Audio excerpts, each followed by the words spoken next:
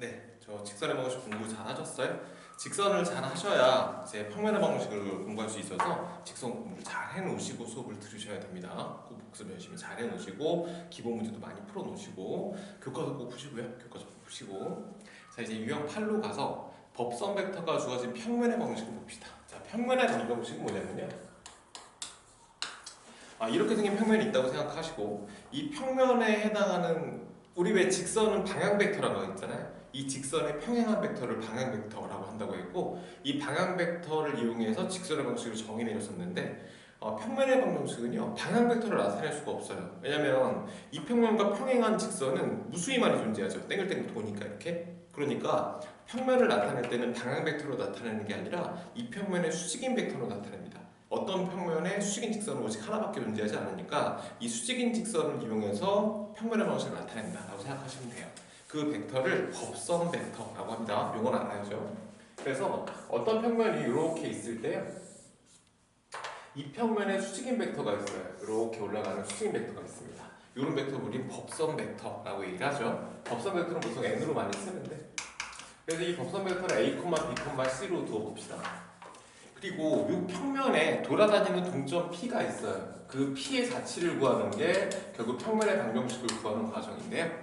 그리고 여기 정점 하나가 필요합니다. 정점 A점의 좌표가 여기 보시면 x1, y1, z1, z1 그러니까 구성은 이렇게 되어 있는 거죠. 어떤 평면이 있을 때 평면에 점이 하나 있습니다. 어떤 점을 반드시 지나는 평면이라는 거고 이 평면에 수직인 벡터가 있어요. 이 법선 벡터라고 합니다. 보통은 n 벡터 이렇게 표현을 하는데 그리고 이 평면에 돌아다니는 땡글땡글 돌아다니는 동점 P가 있거든요. 걔를 x, y, z라고 두면 당연한 얘기로 a, p 벡터란 이 벡터와 이 평면의 법선 벡터는 왜 평면과 직선의 수직 조건에 의해서 이 평면의 법선 벡터와 방금 얘기했던 그 AP 벡터는 서로 뭘 만족하죠? 그죠? 수직을 만족할 수밖에 없죠. 원래 벡터가 수직이다라는 건 내적으로 정의하시면 되는 거거든요. 그래서 선생님 여기다 AP 벡터 한번 써볼게요. AP 벡터는 x-x1, y-y1, z-z1이라고 쓰면 되고 그리고 법선 벡터는 a, b, c라는 벡터가 있죠. 그럼 이 두 벡터가 서로 뭘 만족하겠습니까? 당연히 수직을 만족할 수밖에 없잖아요. 그러니까 이 둘의 내적의 결과는 얼마가 됩니까? 그렇죠. 두 벡터가 서로 수직이라는 건 내적의 결과가 0이니까 그러면 내적을 구해주면 됩니다. 좌표로 나왔으니까요. A의 x-x1 더하기 B의 y-y1 플러스 C의 z-z1을 쓰고 얘는 이거 0이다 써주면 되죠. 근데 이렇게 표현하진 않고 얘를 갖다가 전개를 해주면 어떻게 되냐면 ax 플러스 by 플러스 cz 쓰시고 ax1, by1, cz1을 다 합해서 상수 b를 둡니다. 그래서 얘는 0이라고 써주시면 이게 우리 평면의 방정식이라고 얘기를 해요. 그러니까 평면의 동점 P를 x, y, z라고 두었을 때 a, b, c가 이 평면의 법선 벡터고요. 상수 d는 그냥 맞춰놓으시면 됩니다. 그래서 이 평면의 방정식을 당연히 암기를 하셔야겠죠? 외워놓으시면 됩니다. 자, 7355 문제 볼까요? 7355 보시면 2,1,4를 지나고 2,1,4를 지나고 직선의 수직인 평면이죠. 직선은 무슨 벡터가 나온다고요? 그렇죠. 방향 벡터가 나옵니다. 직선의 평행한 벡터, 방향 벡터가 나오는데 그거의 수직인 평면이라고 했으니까 어떤 직선이 이렇게 갈 때 방향 벡터가 이렇게 간다면 여기에 수직인 직선이 수직인 평면이니까 당연히 방향 벡터가 그 평면의 무슨 벡터? 그렇죠. 법선 벡터. 요건 아셔야죠. 그래서 법선 벡터 n 벡터가 뭐라 되겠습니까? 그 직선의 방향 벡터인 3,4,2와 같다는 뜻입니다. 여기까지 가시죠. 오케이. 그래서 이 점을 지나면서 법선 벡터가 이렇게 되는 평면을 구해주시면 3x 더하기 4y 더하기 2z 이렇게 써놓으시고 여기다가 2, 1, 4를 대입해주는 거예요. 2 대입하면 얼마죠? 6이죠. 1 대입하면 얼마죠? 4죠? 더하기 8이죠. 그럼 이게 18이거든요. 마이너스 18 해준 게 0이다. 써주면 평면의 방정식을 정의낼 수 있는 겁니다. 이런 식으로 구해주시면 돼요. 간단하죠. 그래서 평면의 방정식은 수직인 직선이 필요하고요. 수직인 직선, 법선 벡터가 필요하고 한 점이 필요하다만 기억하시면 됩니다.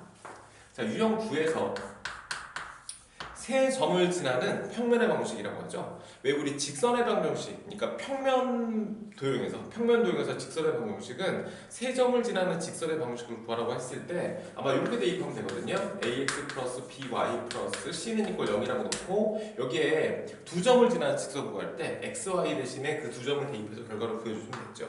평면 직선에서, 평면에서. 공간에서는 세 점을 지나는 평면의 방식을 구하라고 하면 CZ 더하기 D는 이꼴 0이라고 놓고 A, B, C, D의 B를 구해주시면 됩니다. 그래서 A, B, C, D를 B로 나타낸 다음에 대입해서 지워버리시면 돼요. 무슨 뜻이냐면 거기 보세요. 739번 보시면 A점의 좌표가 1, 마이너스 2,1이고요. B점의 좌표가 마이너스 1, 마이너스 3,2입니다. 그리고 C점의 좌표가 2, 0,1이거든요. 이 세 점을 지나는 평면을 구하라고 했으니까 평면의 방식을 이렇게 정의 내려놓으시고 이 세 점을 대입해주면 된다는 뜻이거든요. 대입 한번 해볼게요. 대입하면 A 마이너스 2B 플러스 C죠. 플러스 D는 이꼴 0이 되는 거고요. 두 번째 얘를 대입해주면 마이너스 A 그리고 마이너스 3B 그리고 플러스 2C 플러스 D는 이꼴 0이 되는 거고 마지막 2, 0을 대입하면 2A 0 대입하면 없어지고 플러스 C죠. 플러스 D는 이꼴 0이다. 나옵니다. 문자는 총 4개인데 식은 3개밖에 없죠. 하지만 상수항이 없기 때문에 이 둘을 연립해서 풀면 뭘 구할 수가 있습니까? A, B, C, D의 B를 구해낼 수가 있어요. 연립은 간단한데 그냥 연립 한번 해볼까요? 어떻게 하시면 되냐면 여기 두 개를 빼서 D를 소거해보죠. D를 소거해보시면 B식에서 R씩 뺄게요. 그럼 2A 갖다 쓰면 되고 요거 빼주면 되니까 플러스 B가 될 거고 두 개 빼주면 마이너스 C에다가 D는 지워지고 얘는 0 되겠죠? 마찬가지로 요 두 식을 이용해서 D를 소거해버리죠. 그럼 R식에서 B식을 뺄게요. 그럼 3A 갖다 쓰면 되고 요거 빼주면 플러스 3B죠. 요거 빼주면 여기가 마이너스 C거든요. D는 어차피 지워졌겠네. 그럼 얘는 0이죠.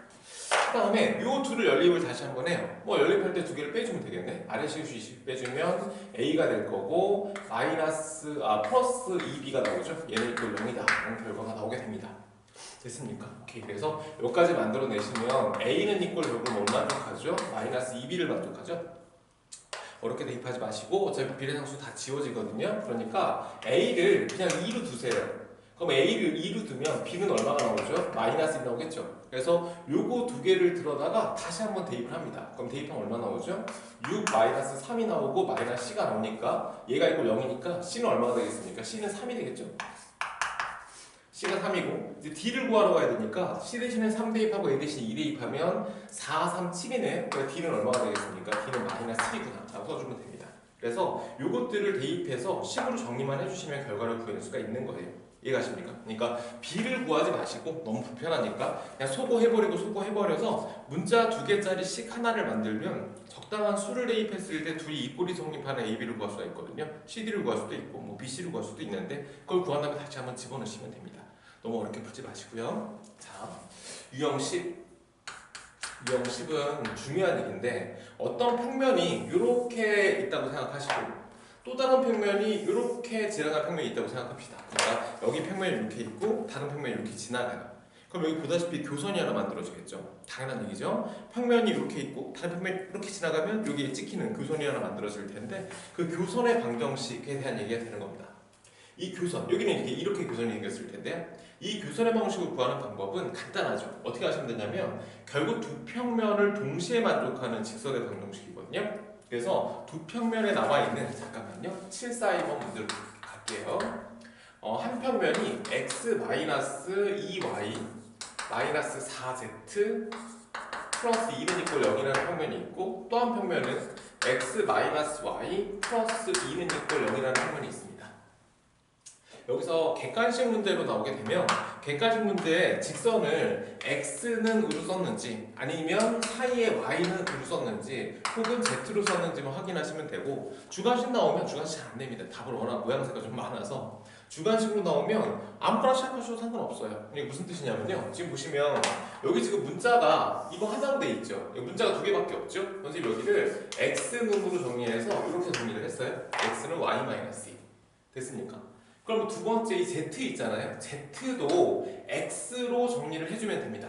그러니까 여기 y 있죠. y가 x 플러스 2거든요. 그러면 x 마이너스 2배에 y는 x 플러스 2니까 x 플러스 2를 이렇게 대입해주고 마이너스 4z 플러스 2는 이꼴 0을 만든 다음에 요거 두 개 연산해 볼게요. 두 개 연산하면 마이너스 x가 되고 마이너스 4인가요? 그죠? 마이너스 4죠? 그러면 마이너스 4z 마이너스 4니까 마이너스 2 얘는 이꼴 0이라고 푸시면 되고, 따라서 x는 이꼴로 정리해주면 마이너스 4z 마이너스 2다 라는 결과가 나오겠네요.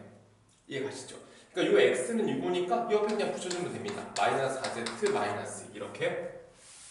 이해가시죠? 연산만 좀 잘 해주시면 돼요. 근데 여기 마이너스 4가 좀 걸리잖아요. 이런 경우들은 양변을 4로 혹은 마이너스 4로 나눠서 쓰시면 됩니다. 따라서 써볼게요. 마이너스 4분의 x 갖다 놓고 마이너스 4분의 y 마이너스 2 갖다 놓고 마이너스 4로 나눴으니까 뭐라고 쓰면 됩니까? 여기는 z 마이너스 2분의 마이너스 4로 플러스 2분의 되겠네요. 그래서 이런 식으로 정의를 내려주시면 돼요. 그러니까 아무 문자나 시작해도 상관없거든요. 그래서 교선의 방정식을 정리만 해주면 됩니다. 됐습니까? 오케이. 다음 넘어가 볼게요. 그러니까 모양새가 많이 다르게 생겼으니까 교선을 하나로 정의내릴 수는 없어서, 근데 어차피 같은 직선을 나타내는 거거든요. 자, 그 다음에 직선과 평면의 교점. 직선과 평면의 교점도 쉬워요. 우리 지난 시간에 직선의 방정식, 어떤 공간도형의 직선의 방정식에서 그 직선 위의 점을 잡는 방법 알려드렸죠. 상수 K, 상수 T로 놓고 정리하시면 된다고 했잖아요. 그러니까 평면이 이렇게 있는데 직선이 지나가면서 만나는 교점이에요. 그죠? 이 교점이라면 직선 위의 점을 가정해서 그 점을 평면에 빵 대입하면 되지. 그럼 평면을 만족하는 어떤 관계가 만들어지겠죠? 그게 결국 직선과 평면의 교점이 되는 겁니다. 무슨 뜻이냐면요.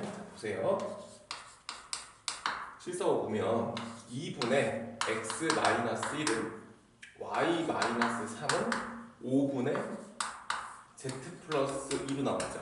이거 하고 x 더하기 y 빼기 z는 이꼴 0이라는 이 평면이 만나는 점의 좌표를 구하라 라고 나왔습니다. 선생님 아까 얘기한 게 이거거든요. 얘가 지금 평면인데 직선이 지나면서 만나는 교점이에요. 그죠? 이 점을 구하라는 얘기인데 그 점을 구하고 싶으면 직선 위의 점을 t로 이렇게 가정하시면 됩니다. 그럼 직선 위의 점을 잡아주면 x는 뭐가 되겠습니까? 그렇죠. 2t 플러스 1이 될 거고 y는 뭐 될까요? t 플러스 3이 되는 거고 z는 뭐 되겠습니까? z는 5t 마이너스 2가 되는 거죠. 근데 이 x, y, z가 이 평면을 만족한다고 했으니까 다시 한번 대입해 주시면 돼요. 그럼 x랑 y 두 개 더하라고 했으니까 3t 플러스 4가 될 거고 여기서 마이너스 z를 빼주죠. 그럼 마이너스 5t 플러스 2가 되고 얘가 0이 되겠네요. 그럼 이 방정식을 풀면 t의 값은 얼마가 나오죠? t는 마이너스 2t니까 플러스 2t라 t는 3이 나오는구나. t 3 쓰시면 됩니다. 그럼 t 대신 3 대입하면 x, y, z를 구할 수가 있죠. 그게 결국 뭐가 됩니까? 교점의 좌표다 라는 뜻이 되는 겁니다. 평면 위에 있는 점을 잡는 게 아니라 평면 위에 점을 잡기 힘들어요. 평면 위에 점을 A, B, C로 잡는 수밖에 없거든요. 그래서 직선 위에 점을 잡아서 문제를 풀었다라고 생각하시면 됩니다. 12번은 보세요. 어떤 평면이 이렇게 있어요. 다른 평면은 이렇게 있다고 생각해 볼게요. 이렇게 날로 쓴 거예요. 이 평면 이렇게. 그러면 이 평면은 법선 벡터가 나오니까 이렇게 생긴 법선 벡터 N1 벡터가 나오겠죠. 이 평면도 법선 벡터가 나오죠. 이렇게 나올 거예요. 이게 N2 벡터라는 법선 벡터가 나옵니다. 됐습니까? 그랬을 때 두 법선이 이루는 각의 크기를 세타라고 잡으면요. 그럼 요 각의 크기가 세타가 될 거고 여기는 지금 직각이거든요. 그럼 요 각의 크기가 파이 마이너스 세타가 되는 거라 여기가 다시 한번 세타가 되는 거죠. 무슨 뜻이냐면 두 평면이 이루는 각의 크기 세타는 두 법선이 이루는 각의 크기랑 서로 어떻다? 같다라는 겁니다. 그러니까 평면이 이루는 각의 크기를 구하라고 하면 두 법선이 이루는 각의 크기를 구해주면 되니까 직선처럼 방향 벡터가 이루는 각의 크기를 내적을 통해서 결과를 구해주시면 돼요. 항상 벡터가 이루는 각의 크기는 내적으로 구한다고 했었죠? 볼까요? 748번 문제 보시면 첫 번째 벡터를 N1 벡터라고 뒀을 때 걔는 뭐라고 쓰면 됩니까? N1 벡터는 3, 마이너스 1, 마이너스 2라고 쓰면 되죠? 이게 N1 벡터. N2 벡터를 구해주게 되면 두 번째 벡터 2, 마이너스 3, 1이다 라고 쓰면 됩니다. 근데 이 두 평면이 이루는 각의 크기를 세타라고 잡았을 때 이 두 벡터가 이루는 각의 크기를 구해주시면 되고 당연히 무슨 각을 구해주면 됩니까? 예각을 구해주시면 됩니다. 그러면 각의 크기 구할 때 내적으로 구하는 거니까 둘 곱해주면 얼마죠? 6이고 둘 곱하면 플러스 3이고 둘 곱하면 마이너스 2니까 내적의 결과는 7이다 라는 결과가 나올 거고요. 요 벡터의 크기를 구하면 9 더하기 1 더하기 4가 되는 거니까 이게 루트 14예요. 이 벡터의 크기를 구해도 똑같은 조합이니까 루트 14. 그리고 사이가 코사인 세타 갖다 쓰면 되겠네요. 그러면 요 값을 계산하면 7이었죠? 14분의 7이니까 코사인 세타는 얼마가 되겠습니까? 아, 2분의 1이구나. 그럼 세타는 몇 도다? 그렇죠, 60도다 라고 쓰시면 됩니다. 그럼 탄젠트 60도 루트 3 쓰시면 되죠. 이런 식으로 풀어가시면 돼요. 그 밑에 문제 보면 XY 평면이 나오죠? 아, 잠깐만요. XY 평면에 법선은 이렇게 올라갈 거 아닙니까? 그죠? 법선은 이렇게 올라가죠? 그럼 이 법선 벡터를 제일 간단하게 구하려면 위로만 올라가거든요? 그죠? 그러니까 이 법선 벡터는 뭐라고 쓰면 되냐면 0,0,1 정도로 정의를 내려주면 돼요. 그러니까 항상 평면을 나타내는 법선들이 있죠. 법선들은 위로만 한 칸 올라가고 아래만 한 칸 내려줘도 상관없으니까요. 굳이 그리고 이거를 XY 평면 위에 점을 잡을 필요는 없죠. 어차피 다 평행하니까. 그래서 이 앞에다 0, 0 갖다 놓고 1만 올려주시면 됩니다. 만약에 YZ 그러면 1, 0, 0 이렇게 ZX 그러면 0, 1, 0 이렇게 쓰시면 돼요. 이해가죠? 그죠? 오케이. 다음 문제 볼게요.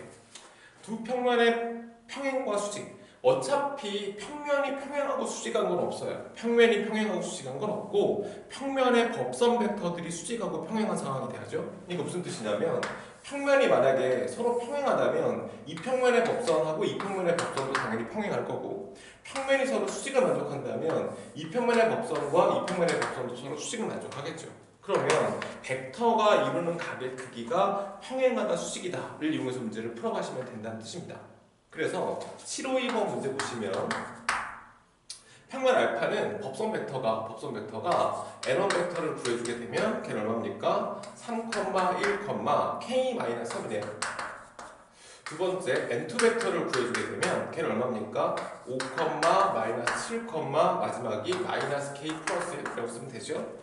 이 두 평면이 서로 수직이라는 건 내적의 결과가 수직이니까 내적의 결과 얼마입니까? 같이 하죠. 얼마예요? 그렇지, 0이죠. 그럼 2를 곱하면 얼마가 되는 거고 8이 되는 거고 2를 곱하면 얼마가 되죠? -7이 되는 거고 2를 곱해주면 곱해주면 되겠네요. 정직하게 k-3 곱하기 -k 플러스 1 갖다 썼을 때 얘가 있고 0이 나와서 방정식을 풀어주시면 되고 양수 k라고 했으니까 방정식 풀면 k는 5 나오나 봐요. 이렇게 풀어가시면 됩니다.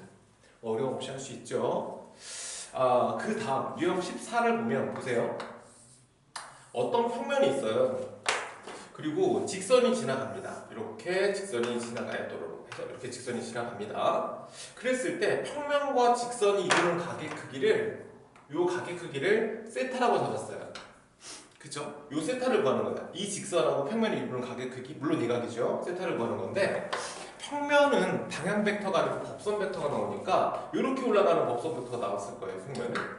그리고 직선은 방향 벡터니까 이런 벡터가 나왔겠죠. 그럼 두 벡터가 이루는 각의 크기를 구하면 이 각의 크기가 나올 거거든요. 그래서 결국 평면의 법선 벡터와 직선의 방향 벡터가 이루는 각의 크기를 구하면 걔가 2분의 파이 마이너스 세타라는 겁니다. 이해가십니까? 그러니까 평면의 법선 벡터와 직선의 방향 벡터가 이루는 각의 크기를 구하면 평면과 직선이 이루는 각의 크기를 세타라고 잡았을 때 걔가 반드시 2분의 파이 마이너스 세타를 뜻한다 라는 뜻이 되는 거죠. 그래서 그 공식에 그대로 대입해서 문제 풀어가시면 돼요. 전혀 어렵지 않죠. 그러니까 공간도형의 각에 대한 얘기가 나오면 무조건 내적으로 푼다고 기억하시면 되고 상황이 잘 기억이 안 나면 그림 좀 그려보시면서 알아보시면 충분히 문제를 풀 수 있습니다. 14번 볼까요? 유형 14 755죠. 직선의 방향 벡터 먼저 잡아볼까요? 직선의 방향 벡터는 u벡터라고 쓰는데 방향 벡터가 앞에 건 1이고요. 두 번째 건 부호가 반대죠? -1이고 세 번째 건 루트 2 쓰시면 됩니다. 평면의 법선 벡터는요. x 앞에 x가 1이죠. 그러니까 법선 벡터를 n1, n이라고 잡아주면 x 앞에 x가 1이고 그죠? y는 없으니까 0이 없겠죠. z는 루트 2 갖다 쓰시면 돼요. 이 둘의 내적을 먼저 구해봅시다. 1이고 0이고 2니까 내적은 3이 될 거고 얘의 크기를 구하면 1, 1, 2죠. 그러니까 여기는 얼마야? 4니까 2가 되는 거고요. 요거의 크기는 얼마가 됩니까? 루트 3 쓰시면 되겠네요. 이렇게요. 그죠? 이 뒤에 코사인에 두 평면과 직선이 이루는 각의 크기를 세타라고 잡으면 여기는 반드시 2분의 파이는 세타를 따른다는 뜻이거든요. 루트 3 하나 지워버리시면 되는 거고 2로 나눠주면 되니까 결국 2분의 파이 마이너스 세타가 2분의 루트 3을 따른다. 그럼 걔는 30도니까 전체 각은 몇 도가 되겠습니까? 그렇죠. 60도가 되겠다라고 쓰시면 돼요. 간단하죠. 그래서 직선과 평면이 이루는 각의 크기는 그 각의 크기를 세타라고 잡았을 때 직선의 방향 벡터와 평면의 법선 벡터가 이루는 각의 크기로 생각해주면 2분의 파이 마이너스 세타가 된다라고 생각하시면 됩니다. 이해가십니까? 오케이. 그 다음 유형 5에 보면 직선과 평면의 평행과 수직인데 생각해보시면 너무 당연하지 않나요? 어떤 평면이 이렇게 있어요. 직선은 이렇게 가고요. 근데 직선은 방향 벡터가 나오고 평면은 법선 벡터가 나오거든요. 지금 이 둘이 평행하면 당연히 내적은 수직을, 그러니까 방향과 직선은 당연히 반대쪽으로 성립할 수밖에 없는 거라 평행할 때는 90도를 만족하게 되는 거고 반대로 수직이 되면 이렇게 같이 올라오겠죠. 그러니까 당연히 평행하다를 이용해서 문제 푸시면 됩니다. 앞쪽에는 벡터랑 같은 얘기가 되는 거니까 이건 좀 생각할게요. 같은 얘기인데 이 유형만 다른 것 같아요. 자, 유형 16으로 가보죠. 16은 공식이에요. 공식 증명하는 방법이 있는데 증명 간단하게 할 수 있거든요. 지금 수업 시간에 증명을 해드릴 테니까 지금은 공식을 외워서 써먹읍시다. 자, 봐. 공간에 x1, y1, z1이라는 점이 있고 ax 플러스 by 플러스 cz 플러스 d는 이꼴 0이라는 평면의 방정식이 있습니다. 이 점으로부터 평면까지의 거리를 구하라고 하면 거리는 어떻게 되냐면 왜 우리 점과 직선 사이 거리 구하는 공식이 있죠? 그거랑 똑같아요. 루트 갖다 놓고 제곱 근데 하나 더 있으니까 한 번 더 제곱해서 쓰면 됩니다. a제곱 플러스 b제곱 플러스 c제곱 갖다 쓰고 루트를 닫아주고 x1, y1, z1 그렇죠. 하나 더 대입하면 돼요. ax1 더하기 by1 더하기 cz1에 더하기 d만 쓰면 됩니다. 우리 왜 공간의 직선과 어떤 점 사이의 거리를 구할 땐 직선의 점을 가정해서 두 점을 연결한 벡터가 이 직선과 서로 수직을 만족한다를 이용해서 문제 풀었다면 점과 평면 사이의 거리 구하는 공식은 공식이 하나 정의가 돼 있으니까 이 공식을 그대로 태워주시면 됩니다. 근데 되게 간단하게 풀 수 있죠. 자, 우리 76을 볼까요? 4,1,1을 지나고 법선 벡터가 1, 2, 1이에요. 1, 2이니까 1, 2, 2 갖다 쓰고 4를 대입하면 1을 대입하면 1을 대입하면 더하면 얼마니까요? 8이니까 이 뒤에다가 마이너스 8만 쓰시면 되겠네요.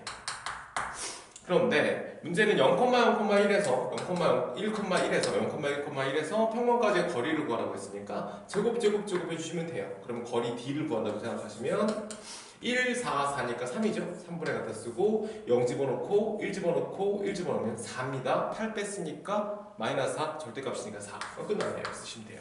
그러니까 이거는 그냥 공식 외워서 집어넣으시면 되는 거니까 전혀 어려움 없이 문제를 풀 수 있을 겁니다. 자, 우리 유형 17로 넘어가 볼까요?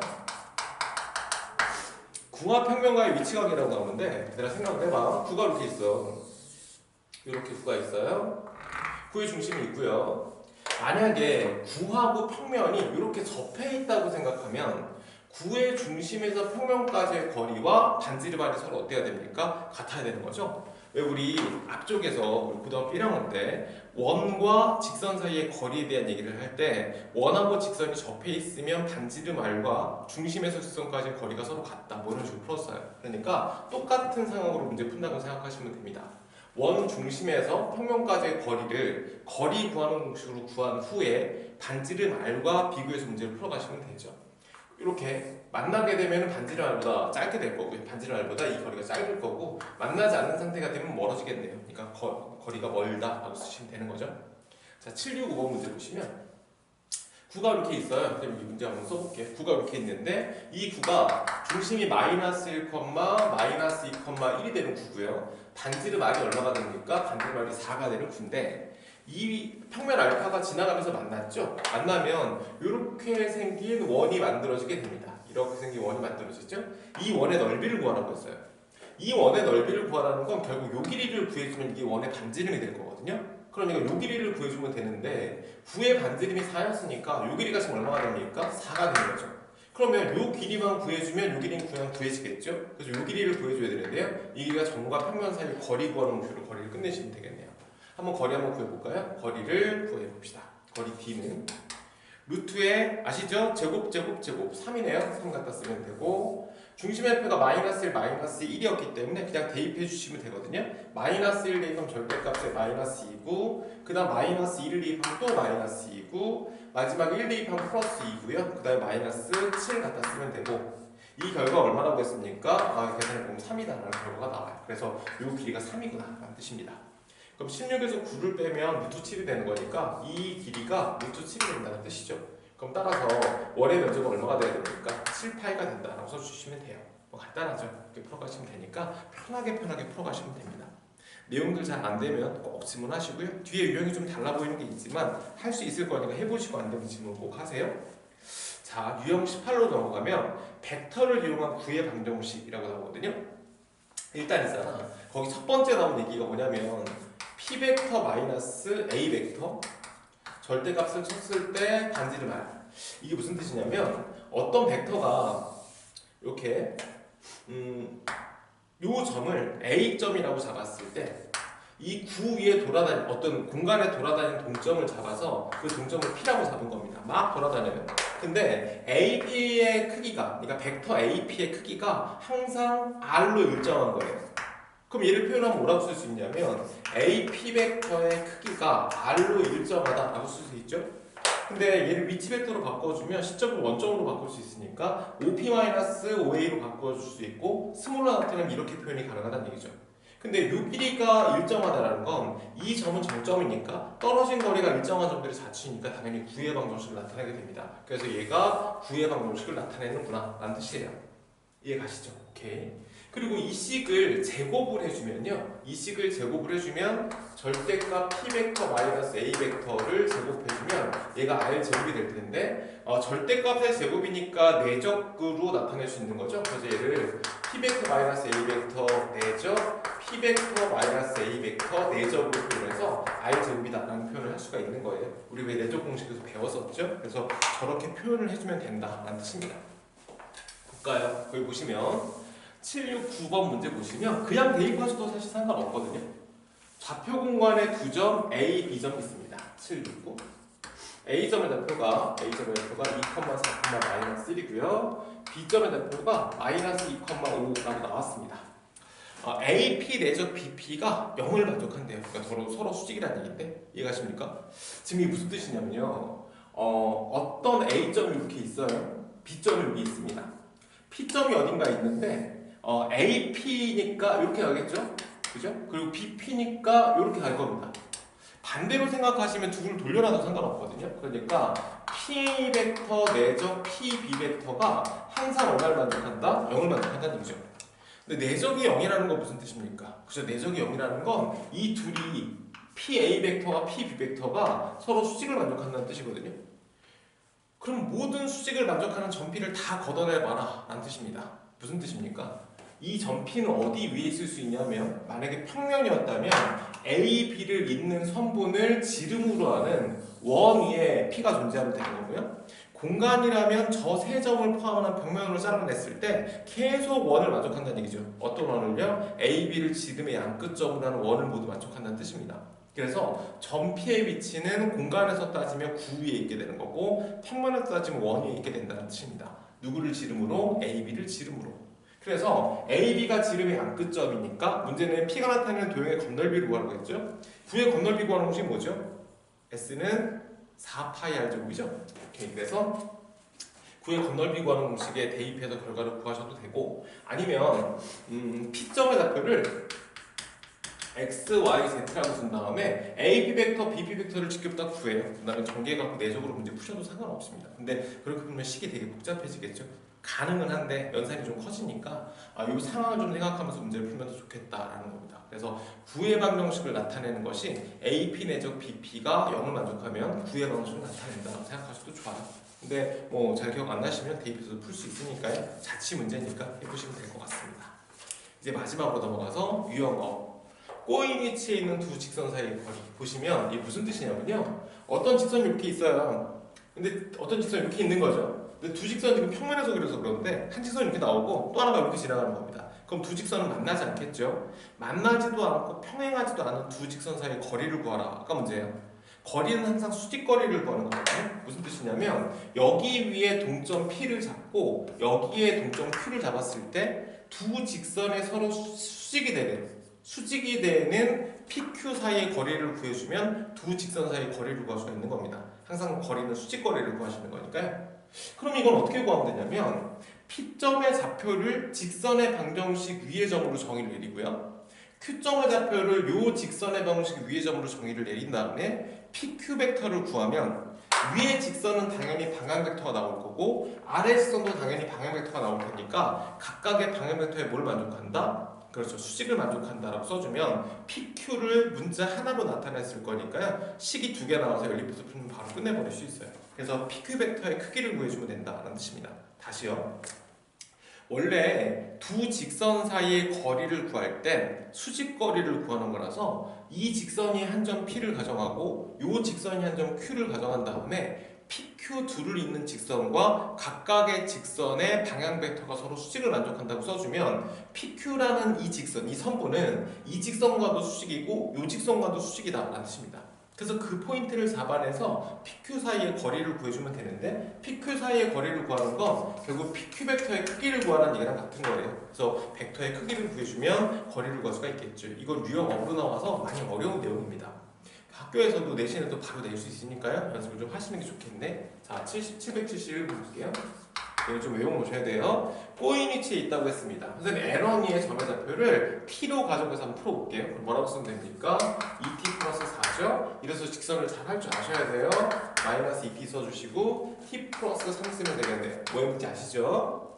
그리고 L2 위에 있는 점을 Q로 가정해 주시면 이거는 K로 잡을까요? 그러면 뭐다? K 플러스를 잡아주시면 되고 두 번째는 2K 플러스를 잡아주시면 되고 세 번째는 뭐다? 5 마이너스 K가 됩니다.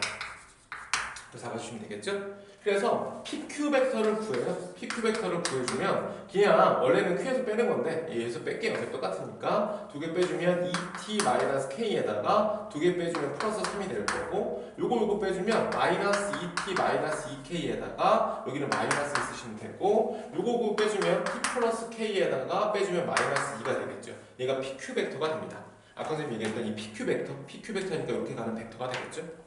그리고 첫 번째 직선의 방향 벡터 U1 벡터를 구해주게 되면 U1 벡터는 뭐라고 쓰면 됩니까? 2, 마이너스 2, 마지막에 1 갖다 쓰면 되고 두 번째 직선의 방향 벡터 U2 벡터를 구해주면 걔는 얼마가 되죠? 1, 2, 마이너스 1 조심하셔야죠.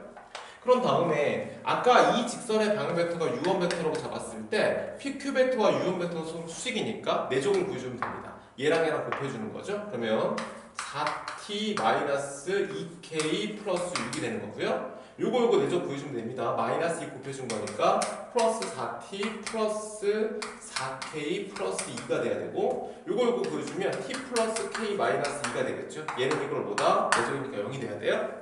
이거를 k와 t로 쓱 정리하시면 tk에 대한 식 하나가 만들어질 거고 같은 방법으로 얘랑 내적을 구합니다. 구해주면 2t 마이너스 k 플러스 3이 되고 2를 곱해주니까 마이너스 4t 마이너스 4k 마이너스 2가 되고 마이너스를 곱해주면 마이너스 t 마이너스 k 플러스 2가 되겠죠. 얘가 있고 0 잡아주시면 마찬가지로 tq에 대한 식이 하나 만들어지겠죠. 이 두 식을 연립해서 풀면요 2번 1차 연립방정식이요 풀 수 있죠. 이 둘을 연립해서 풀면 t와 k가 나올 거니까 그 t와 그 k를 쭉쭉 대입을 해주시면 pq 벡터를 만들어낼 수가 있어요. 그래서 PQ 벡터를 구해주면 이걸 구했더니 이렇게 나오나봐요. 0,1,2가 나온다 라고 얘기를 하네요. 그래서 이걸 구한 다음에 PQ 벡터의 크기를 구해주면 되니까 당연히 답은 몇이다? 루트 5다 라고 써주시면 됩니다. 선생님 과정을 좀 생략했는데 연산 한번 해보시고 안 되시면 갖고 오시고 안 되시면 갖고 오시고 이렇게 풀어가시면 돼요. 그래서 요건 방법 자체를 반드시 암기를 해 놓으셔야 됩니다. 그냥 단위 문제를 출제하실 수 있으니까요. 방법 자체를 정확하게 외워놓읍시다. 자, 20번 평면의 대칭인 점이라고 나왔거든요. 무슨 뜻이냐면 어떤 평면이 이렇게 있어요. 어떤 점 A가 여기 있고 요거에 대해서 이렇게 반대쪽으로 대칭되게끔 넘어가서 B점이 있는 겁니다. 그러니까 어떤 평면에 대해서 대칭인 두 점이 있다고 생각하시면 거기 774번 그냥 한번 써볼까요? A점의 평면은 얼마입니까? 2, 마이너스 1,0이라고 나와 있고 두 번째는 4,1,2라고 나와 있거든요. 근데 평면 알파가 이렇게 나온 거죠. ax 플러스 by 플러스 cz 플러스 cz 마이너스 4는 이꼴 0이라는 평면이 나와 있거든. 그래서 a, b, c를 구하라. 아까 문제가 됩니다.